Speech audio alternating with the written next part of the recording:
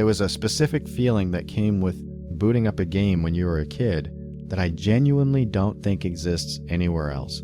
You'd sit down, the loading screen would come up, and something would just settle in you. The outside world. Whatever was going on at school, whatever you were worried about, whatever had happened that day, it all kind of receded into the background in a way that nothing else could manage quite as completely. And I don't mean that in some dramatic sense. I just mean that for the duration of whatever you were playing, your attention was somewhere else entirely, and that somewhere else felt good to be. I spent a lot of hours in that feeling growing up, more than I could probably count. And at the time, I didn't think much about why. It was just what I did. It was just where I went when I wanted to be somewhere. It's only looking back now that I can see what it actually was and what it was doing for me. When you're the kid that people pick on, when social situations feel loaded and exhausting, and you never quite know when something is going to turn on you, having somewhere to go that none of that follows you into is genuinely valuable in a way that's hard to overstate without making it sound more dramatic than it was. Gaming was that place for me. And I want to be specific about what I mean, because I don't mean it in some abstract sense. I mean that when I sat down to play something, I was actually good at it. I could actually make progress, and nobody in that world cared what I looked like, or whether I was loud enough or cool enough, or whatever the current metric was at school for being worth talking to. The feedback was clean and honest. You did something well, and the game told you so. You failed and you tried again. There was a simplicity to that which the rest of my life at that age genuinely did not have.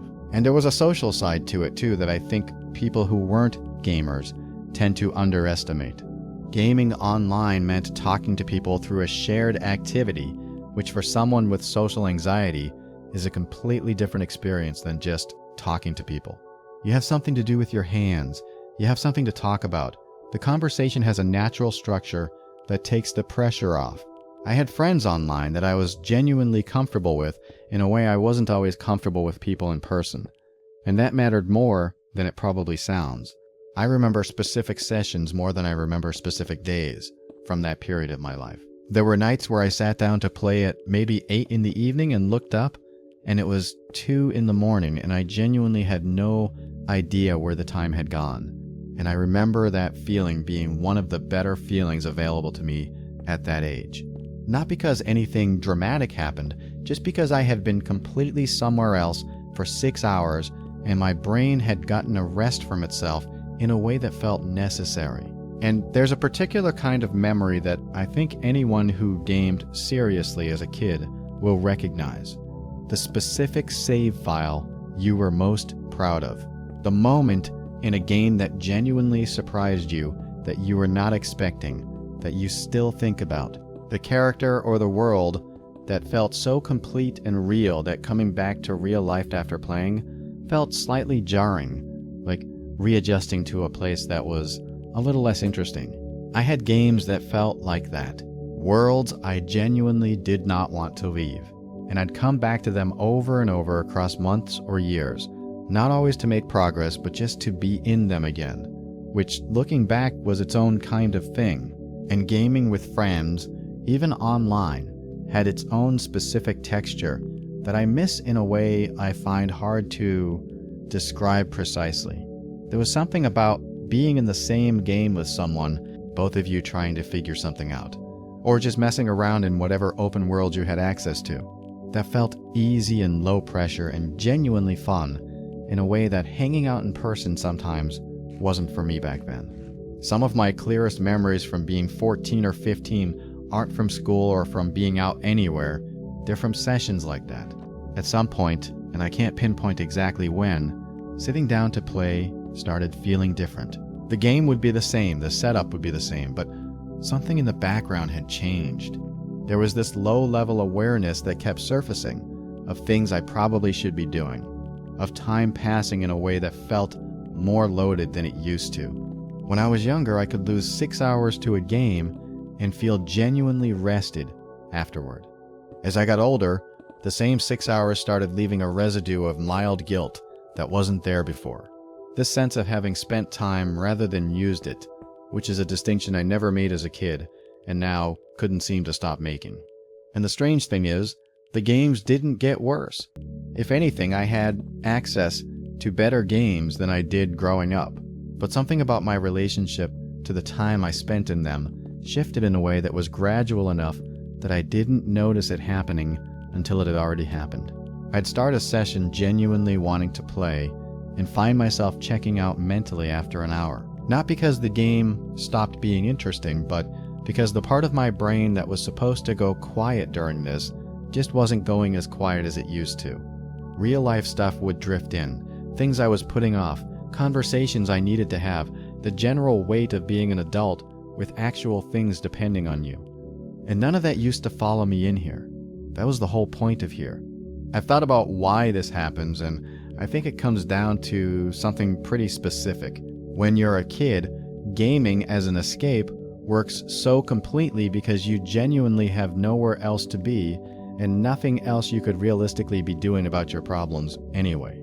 The things that were hard, being bullied, not fitting in, not having control over much of your life, those weren't things you could sit down and solve. So stepping away from them into a game for a few hours wasn't avoidance in any meaningful sense. There was nothing to avoid doing. The game and the real world existed in completely separate compartments, and there was no friction between them. When you're older, that changes because the problems you have are actually solvable, at least in theory. There are emails you could be sending, things you could be working on, conversations you've been putting off, goals that require time you're currently spending somewhere else. And your brain knows that. It keeps a tab open somewhere in the background, even when you're trying to focus on something else entirely.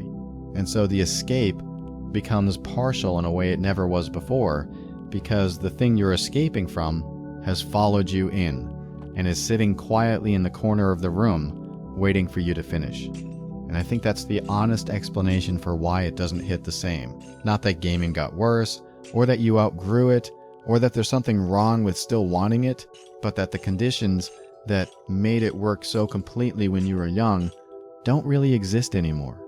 You're not a kid with no agency over your circumstances. You're an adult who has chosen to spend the next 2 hours here, and that choice carries a weight that no choice you made at 12 ever had to carry. I still play. I want to say that because I think everything I've described could make it sound like I'm building to some conclusion about leaving it behind, and that's not where I am. It's still there. It still matters. It just occupies a different place than it used to.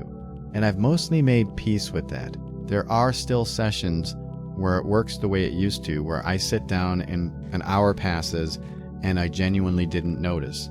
And those feel like a small gift when they happen. And there's something I've started to appreciate about gaming now that I didn't when I was younger, which is that choosing to do it when your life is actually going okay feels different from needing it, because nothing else was available to you. It's a lighter thing to carry. The nostalgia for how it felt at 14 is real, and I don't think it ever fully goes away, but I'd also not trade being where I am now just to get that feeling back in its original form. The kid who needed those hours in front of a screen that badly was a kid with a lot of other things going wrong. I'd rather have the quieter version of this and the life that comes with it.